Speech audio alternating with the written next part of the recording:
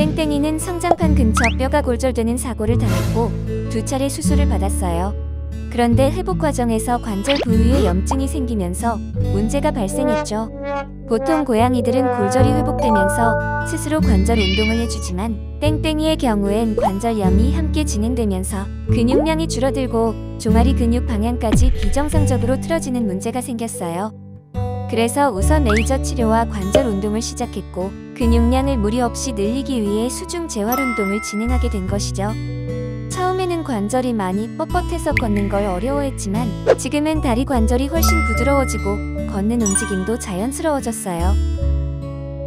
치료는 보행 상태 확인, 레이저 치료, 수중 재활, 드라이 순서로 진행되고 있어요. 모든 고양이가 수중 재활을 할 수 있는 건 아니에요. 대부분은 침 치료나 레이저 치료만 하는 경우가 많죠. 아무래도 고양이들은 물을 무서워하거나 비교적 스트레스를 많이 받는 경우가 있기 때문이에요. 모든 재활은 아이의 상태와 스트레스를 받는 정도를 꼭 확인한 후 진행되어야 해요. 특히 고양이는 물 밖으로 튀어나오려는 본능이 강해서 안전장비를 착용한 뒤 치료가 진행돼요.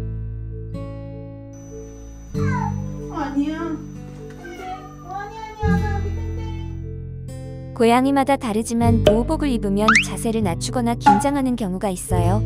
그래서 땡땡이도 엉덩이를 손으로 받쳐주거나 물 높이를 조절해가는 등 아이가 무리하지 않도록 걷는 속도를 맞춰주고 재활 시간을 조절하며 중간중간 휴식 시간을 주는 등 아이에게 맞는 재활을 진행하는 것이 가장 중요해요.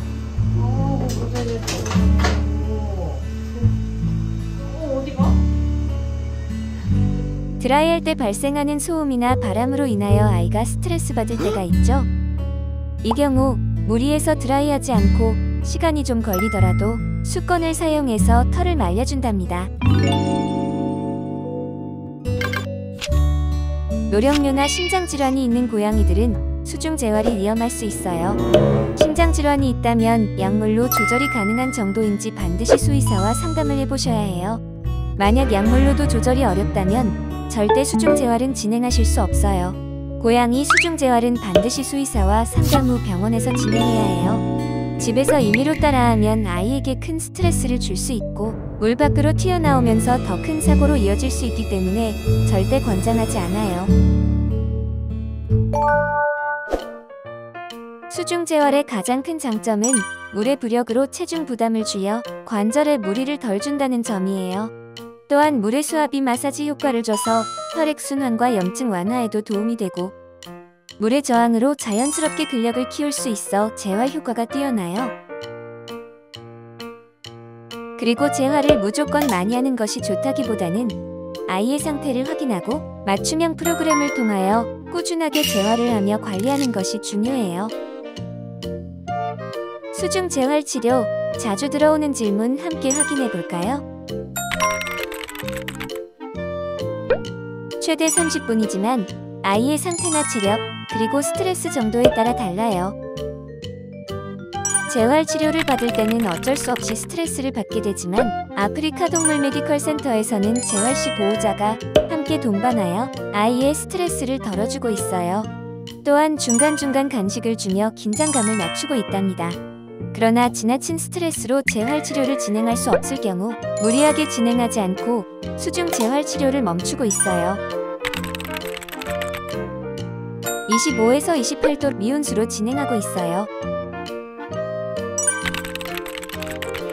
아이에게 맞는 재활 치료 방식을 선택해서 꾸준하게 받는 것이 가장 중요해요.